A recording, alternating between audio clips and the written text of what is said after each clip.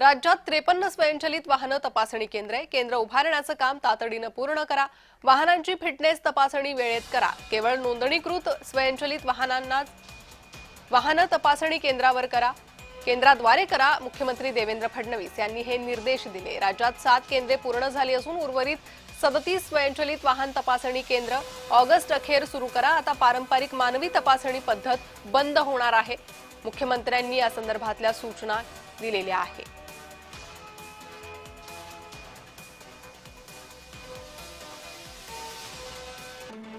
राज्यात 53 स्वयंचलित वाहन तपासणी केंद्र एटीएस प्रणालीमुळे वाहन तपासणी प्रक्रिया स्वयंचलित, संगणकीकृत आणि पारदर्शक होईल। राज्यात सध्या सुमारे 4.33 कोटी वाहने, त्यापैकी 36.80 लाख वाहनं परिवहन प्रवर्गातील आहेत। सुमारे 9 लाख वाहनांना दरवर्षी फिटनेस चाचणी करणं आवश्यक आहे। महाराष्ट्रात 53 शासकीय एटीएस केंद्र उभारण्यात येत आहेत। देशातील 214 केंद्रांपैकी सुमारे 25% केंद्र राज्यात असणार आहेत। या प्रकल्पासाठी 5 वर्षांच्या संचालन देखभालीसाठी सुमारे 1035 कोटी खर्च अपेक्षित आहे। केंद्र शासनाकडून 337.74 कोटी रुपयांचं अनुदान मिळालंय।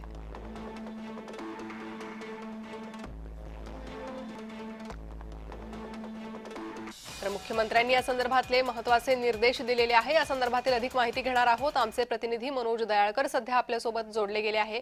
मनोज, बरोबर प्रणिता, आपण बघितलं काल मुख्यमंत्री देवेंद्र फडणवीस यांच्या उपस्थितीमध्ये परिवहन विभागाची वर्षा निवासानी बैठकी पार पडली आणि या बैठकीला मंत्री प्रताप सरनाईक तसेच राज्यमंत्री देखील या ठिकाणी उपस्थित होते आणि त्यामध्ये राज्यात 53 स्वयंचलित वाहन तपासणी केंद्र उभारण्याचे काम तातडीने पूर्ण करा आणि वाहनांची फिटनेस तपासणी केवळ नोंदणीकृत स्वयंचलित वाहन तपासणी केंद्राद्वारे करा, असे निर्देश मुख्यमंत्री देवेंद्र फडणवीस यांनी या बैठकीत दिले। आपण बघितलं राज्यात 7 केंद्र ही पूर्ण झाली असून उर्वरित 37 स्वयंचलित वाहन तपासणी केंद्र ऑगस्टच्या अखेरपर्यंत सुरू होणार आहेत आणि त्यामुळे आता पारंपरिक मानवी तपासणी पद्धत आता ही बंद होणार आहे। त्यामुळे आता बघितलं तर एटीएस प्रणालीमुळे वाहन तपासणी प्रक्रिया स्वयंचलित, संगीकृत आणि पारदर्शक होणार आहे। त्यामुळे राज्यात सध्या सुमारे 4.33 कोटी वाहने, त्यापैकी 36.80 लाख वाहने परिवहन प्रवर्गातील आहेत आणि त्यामध्ये सुमारे 9 लाख वाहनांना दरवर्षी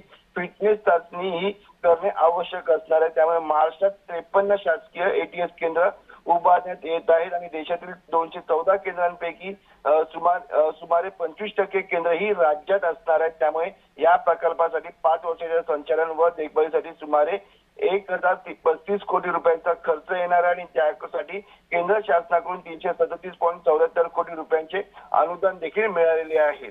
त्यामुळे आता आपण बघितलं या ठिकाणी वाहनांची फिटनेस तपासणी केवळ नोंदणीकृत स्वयंचलित वाहन तपासणी केंद्राद्वारे करण्याचे निर्देश मुख्यमंत्री देवेंद्र फडणवीस यांनी दिलेले आहेत। जी मनोज, धन्यवाद सविस्तर माहितीसाठी।